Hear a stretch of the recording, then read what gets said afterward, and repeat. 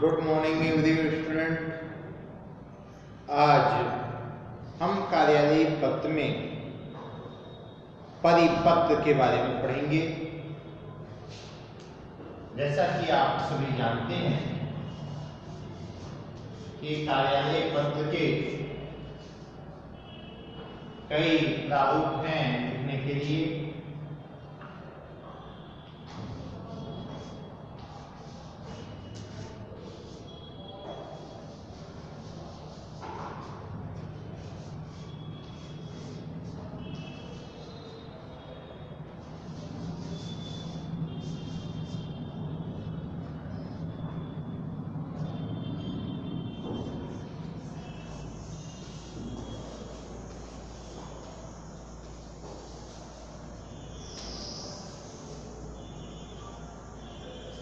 आज इस वीडियो में हम कार्यालय पत्र की चर्चा करेंगे। जैसा कि आप जानते हैं कि जो कार्यालय पत्र है उसमें लगभग हमने 5 प्रकार के पत्रों की चर्चा की है। उन सभी पत्रों में आज एक और पत्र का क्रम जुड़ने वाला है जिसका नाम है कार्यालय पत्र में परिपत्र, अर्थात इस पत्र का नाम परिपत्र है। परिपत्र क्या होता है इसके बारे में थोड़ा सा जानने का प्रयास करेंगे। परिपत्र का मतलब होता है जब एक ही विषय हो या एक ही विषय वस्तु हो और उस विषय वस्तु को हम जब अनेक विभागों में या अनेक संस्थानों में या अलग अलग लोगों के पास जब हमें उसे भेजना होता है या भेजाने की प्रक्रिया हो तब उसे हम क्या कहते हैं, परिपत्र कहते हैं। एक ही विषय वस्तु को कई विभागों कई संस्थानों में भेजने की प्रक्रिया ही परिपत्र कहलाता है।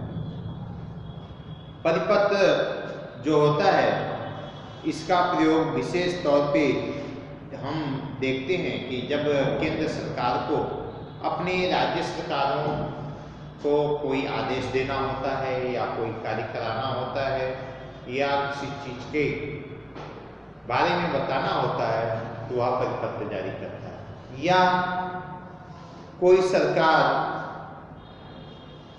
द्वारा अपने लोगों को बताने के लिए अर्थात कोई अन्य जो सरकार है वह अन्य सरकारों को कुछ बताने के लिए इस परिपत्र का प्रयोग करता है। इसके साथ ही एक मंत्रालय, कोई एक मंत्रालय है और उस मंत्रालय के द्वारा अपने विभाग के अंदर भेजे गए ऐसे पत्र जो भेजने वाला तो एक ही व्यक्ति होता है लेकिन पाने वाले अनेक होते हैं।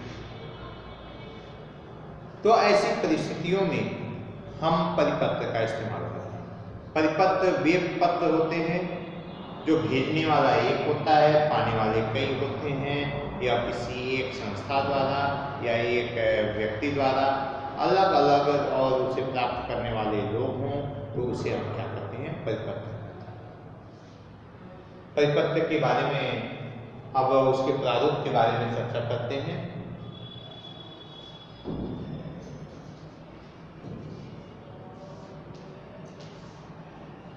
अब हम परिपत्र को लिखा कैसे जाता है इस बात पे चर्चा करेंगे और परिपत्र लिखने के लिए हमें किन किन बातों को ध्यान में रखना चाहिए और पत्र का प्रारूप क्या है, कैसे हम एक अच्छा परिपत्र लिख सकते हैं, एक अच्छा परिपत्र को तैयार कर सकते हैं।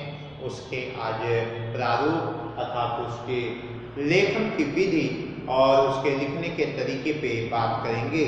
आइए देखते हैं। पहला है पत्र संहिता।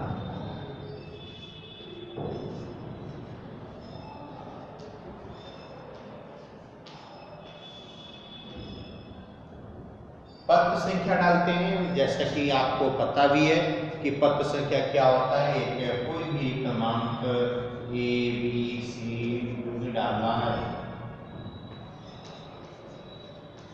वो और तिथि के साथ मिक्स कर देते हैं तो हमें वह पत्र संख्या तैयार हो गया। इस तरह से पत्र संख्या हम तैयार कर सकते हैं। पत्र संख्या लिखने के बाद हमें प्रेषक का नाम लिखना चाहिए। आइए लिखते हैं प्रेषक का नाम। प्रेषक का नाम, हमने प्रेषक का नाम लिख दिया। अब जब प्रेषक का नाम हमने लिख दिया तो उसका हमें क्या लिखना पड़ेगा, पता भी लिखना पड़ेगा। और उसके बाद प्रेषक का पता लिख दिया हमने, मंत्रालय का नाम,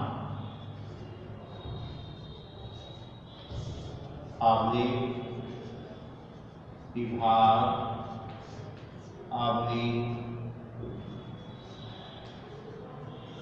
कार्यालय का नाम।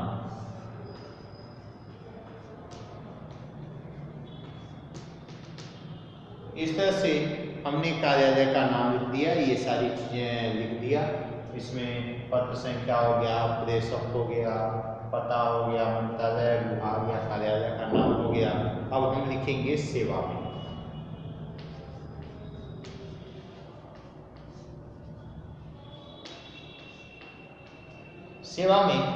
सेवा में आप सभी जानते हैं क्या लिखना चाहिए।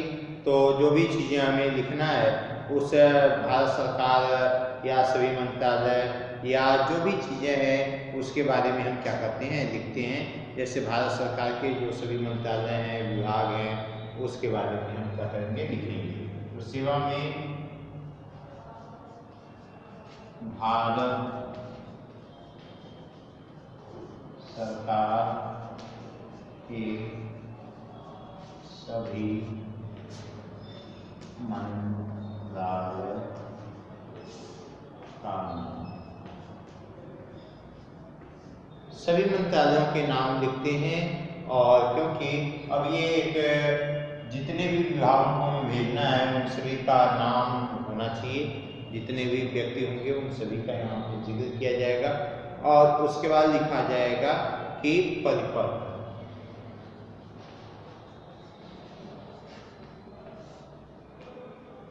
परिपत्र लिखने के बाद में हम अब विषय लिखेंगे।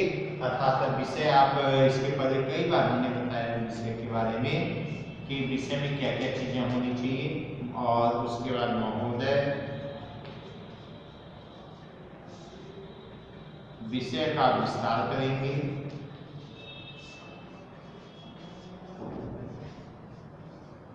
विषय विस्तार या टाकलेवर तैयार करेंगे हम जगह जगह।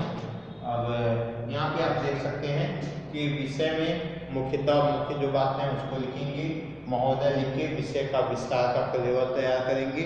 अर्थात उसके बारे में सारी चीज़ें हम क्या करेंगे, बताएंगे। अब उसके बाद जगह नहीं है नीचे, यहाँ पे हम उसको आपको दिखा देना चाहते हैं। यहाँ पे अब हम क्या, किसको, भवदीय की बात करेंगे। किसकी बात करेंगे, भवदीय।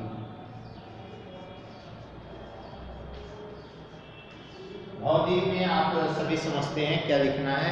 और भवदीय के बाद हम हस्ताक्षर लिखते हैं, नाम लिखते हैं, पदनाम लिखते हैं।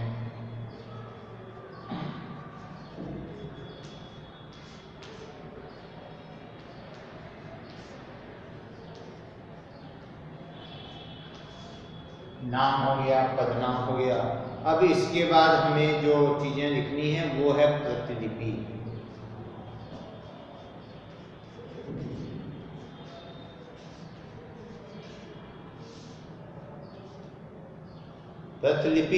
प्रतिलिपि में मंत्रालय के सभी विभागों, भागों आदि का नाम लिखेंगे या उसका सूचना हेतु प्रेषित लिखेंगे।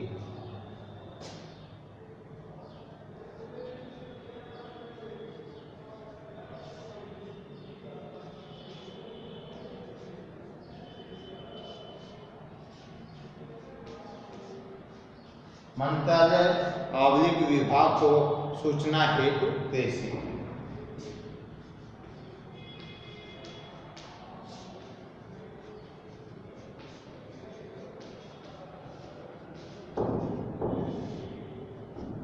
ये हो गया हमारा एक पत्र जिसका नाम है परिपत्र। इसको थोड़ा विस्तार से समझने की आवश्यकता है और थोड़ा विस्तार से समझने के लिए जरूरी है कि एक बार फिर से इसको ध्यान में रखते हुए कैसे लिखा जाना है, क्या लिखा जाना है, इसके बारे में जानना बेहद आवश्यक है। परिपत्र के बारे में बता दिया, पत्र संख्या के बारे में मैंने उसके पत्रों संख्या का निर्माण के बारे में बताया कि पत्र संख्या जो होता है वह कैसे निर्माण किया जाता है। कुछ अल्फाबेट ले लेंगे, कुछ न्यूमेरिकल ले लेंगे, नंबर में ले लेंगे, फिर उसका डेट या तिथि को हम क्या कर सकते हैं, लिख सकते हैं। इस तरह से इसके अलावा भी कई विधियां हैं जो आप अपने हिसाब से इसका निर्माण कर सकते हैं। फिर प्रेषक भेजने वाले का जो भी नाम है उसके बारे में लिखेंगे, उसका पता लिखेंगे, पदनाम भी लिख सकते हैं। अब उसके बाद मंत्रालय, विभाग, कार्यालय का नाम लिखेंगे, फिर लिखेंगे सेवा में, क्योंकि यह परिपत्र है तो सभी विभागों को जाना है तो भारत सरकार के सभी मंत्रालय का नाम दे देंगे और पूरे नाम के साथ इसका पूरा उल्लेख कर देंगे। उसके बाद डालेंगे परिपत्र, उसके बाद विषय लिख देंगे। विषय संक्षिप्त होना चाहिए, सरल होना चाहिए और 1 से 2 लाइन के में ही विषय खत्म हो जाना चाहिए। उसके बाद महोदय लिखेंगे, विषय का विस्तार करेंगे, जो भी विषय है उसको अपने शब्दों में अच्छे ढंग से शुद्ध भाषा में, परिष्कृत भाषा में उसे लिख देंगे। उसके बाद भवदीय करेंगे, फिर हस्ताक्षर, नाम और पदनाम को लिखेंगे, फिर प्रतिलिपि जिनको जिनको भेजना है क्रमशः या सूचना प्रेषित करना है उसको हम यहाँ पे लिख देते हैं। इस तरह से यह हमारा परिपत्र जो होता है वह पूर्ण हो जाता है। अब हमें ध्यान देने योग्य ये बातें हैं कि हमें जब भी परिपत्र लिखना हो तो यह पत्र या सरकारी पत्र के समान ही होता है। सरकारी पत्र पे हमने इसके पहले वीडियो बनाया है, आप उसे देख सकते हैं और यह जान सकते हैं कि जो परिपत्र है उसकी क्या विशेषता है। तो वह विशेषता यह है कि यह जो है सरकारी पत्र के समान ही बनाया जाता है, सरकारी पत्र की तरह ही लिखा जाता है। और परिपत्र में चाहे सरकारी पत्र के रूप में बना लीजिए, चाहे कार्यालय ज्ञापन के रूप में बना लीजिए, चाहे दृष्टांकन के रूप में इसको लिख सकते हैं।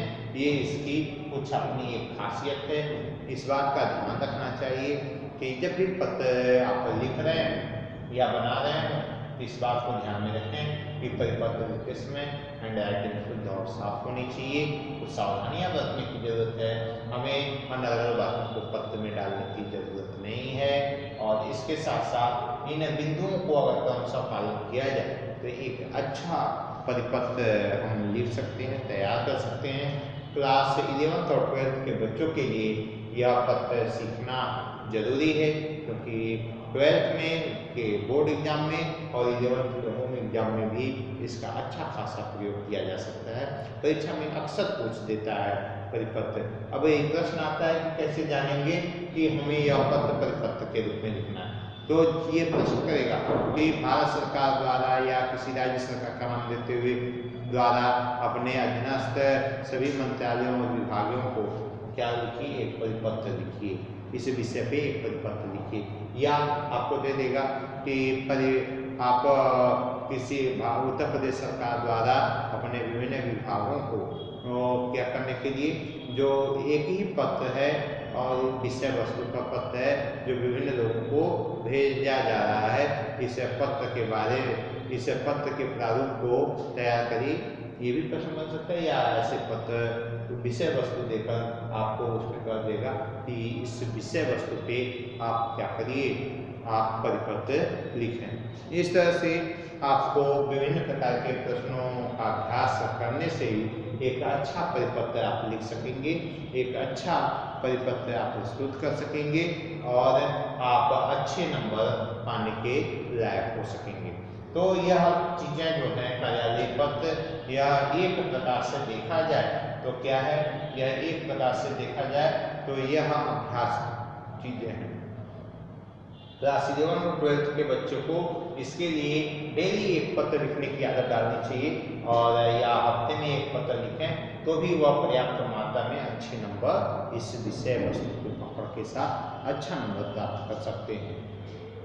अब हम चर्चा करेंगे कि हमने इसके पहले जो वीडियो बनाया है वह कई पत्रों पे बनाया है, जिसमें आपका कार्यालय ज्ञापन है, सरकारी पत्र है या शासकीय पत्र है, और इसके अलावा आपका अर्ध सरकारी पत्र है, फिर उसके बाद मनुआ स्मारक पत्र है, और इसके साथ साथ आपका कार्यालय आदेश नाम से पत्र है। यह विभिन्न प्रकार हैं, जिसमें एक और आज जुड़ गया परिपत्र। इससे भी आपने सीखा। मुझे आशा और विश्वास है कि आपको यह वीडियो पसंद आया होगा। अगर आपको यह हमारा वीडियो पसंद आया है तो आप हमारे चैनल को लाइक करिए, सब्सक्राइब करिए और ज़्यादा से ज़्यादा शेयर करिए। आज के लिए इतना ही। बहुत बहुत